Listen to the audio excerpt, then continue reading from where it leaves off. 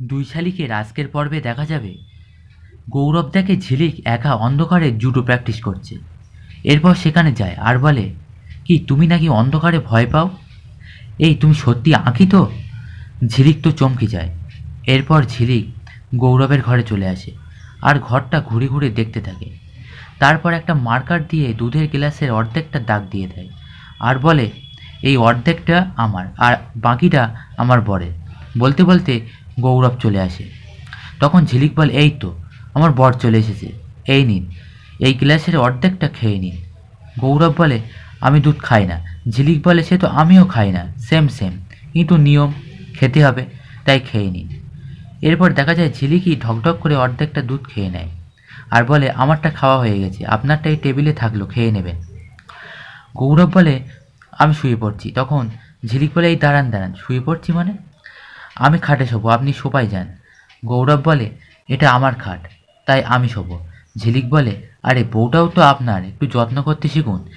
ঝিলিক এও বলে, আমার কাছে কিন্তু দুটো উপায় আছে, হয় আমরা দুজনেই খাটে শুয়ে পড়ি, আর নয়তো আপনি সোফায় যান। গৌরব তখন বালিশ নিয়ে সোফায় চলে যায়। ঝিলিক খাটে শুয়ে শুয়ে গৌরবকে বলে, লাইট অফ করে দেন। তখন গৌরব বলে, লাইটটা অফ করব না, কারণ অন্ধকারে আমি ঘুমোতে পারি না। ঝিলিক বলে, আমি আলো জ্বললে ঘুমাতে পারি না। এই বলে ঝিলিক লাইট অফ করে দেয়। তখন গৌরব এসে আবার লাইটটা জ্বালিয়ে দেয়। তখন ঝিলিক খাট থেকে উঠে আবার লাইটটা অফ করে দেয়। গৌরব এসে আবার জ্বালায়। এইরকম কিছুক্ষণ ধরে চলতে থাকে। গৌরব শেষে রেগে গিয়ে বালিশ ছুঁড়ে ঝিলিককে মারতে থাকে। তখন ঝিলিক বলে, এই রে, আমার পেয়ারে লাল তো একেবারে রেগে লাল।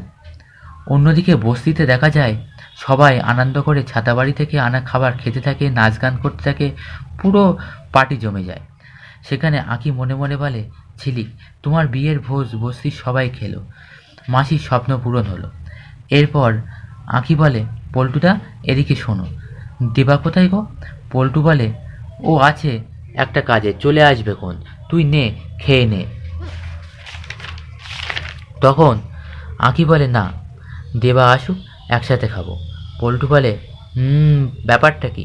এরপর দেখা যায় দেবা চলে আসে আর বলে, এখানে এসব কি হচ্ছে? তখন চারানা বলে, ছাতা বাড়িতে অনুষ্ঠান হচ্ছে, ঝিলিক দিদি সেখান থেকে খাবার এনেছে।